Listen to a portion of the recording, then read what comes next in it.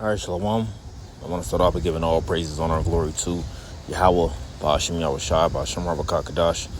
Double honor to the apostles and elders of Great Millstone. Peace and salutations to the hopefully elect. Coming at you with another lesson to the spirit and power of Yahweh, Ba'ashem Yahushai.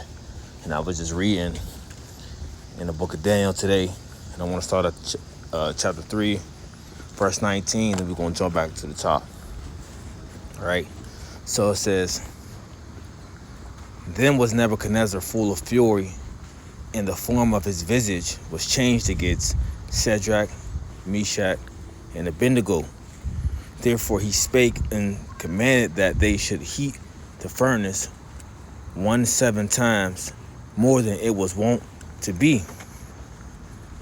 And he commanded the most mighty men that were in his army to bind Shadrach, Meshach, and Abednego and cast them into the burning fiery furnace." All right, now when you go into the story, Nebuchadnezzar have set up this image, okay, this statue of gold, and every time the music was to play, he wanted you to bow down to it, right? He wanted you to worship this statue that he has created.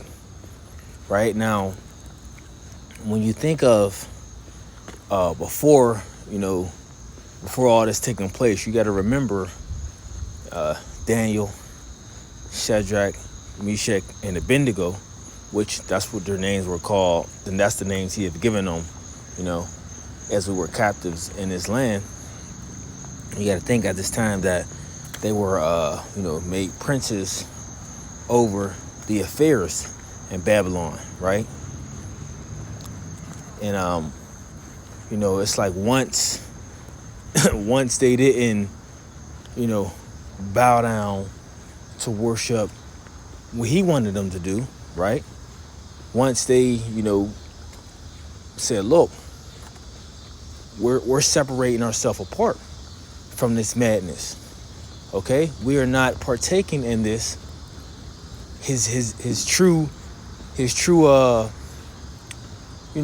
ways came out. And see, we're seeing the same thing with Esau Edom. This is why you Jakes, you 230ans, right, that help forward his wicked agenda. When you try to come out and speak, okay, or when you try to separate yourself from, these different wicked partakings that E wants you to do, okay, or maybe if you just try to speak up on certain things that's going on, like your political view, or your belief of what you truly believe what should be done, and if it's against his agenda, or if it's something that he doesn't want you to do, because remember, we got to go back to the influence that a lot of you so-called leaders today have, right? You have a lot of influence. You have a lot of followers. You got a lot of people who, idolize you. And he knows that. So this is why he used you to forward his agenda. But going back to the point, once you try to have this, be ye separate mindset, what does he do? He shows his true colors, so to speak. All right? Now, I'm not saying it as if, Shadrach, Meshach, and Abednego was forwarding,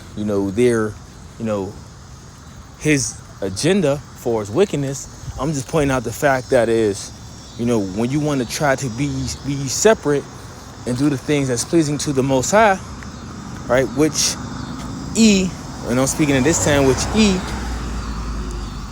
is contrary of the true color shows out. Okay?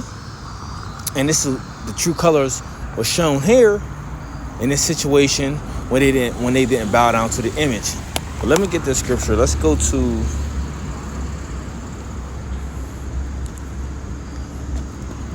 the book of Deuteronomy, chapter 7, verse 6. It says, "For thou art an holy people unto the Lord thy God.